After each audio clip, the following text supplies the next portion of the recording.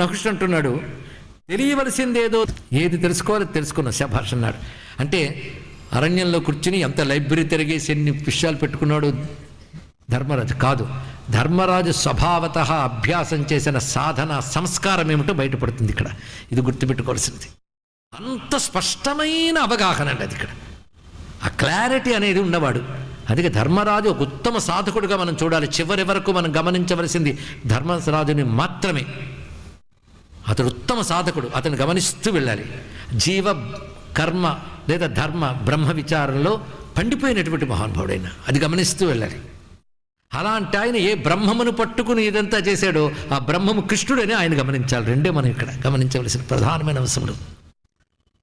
అందుకే కేవలం ధర్మరాజు ధర్మం మాత్రమే కాదు, సర్వాంగీణమైన ధర్మం ఇది ఇక్కడ.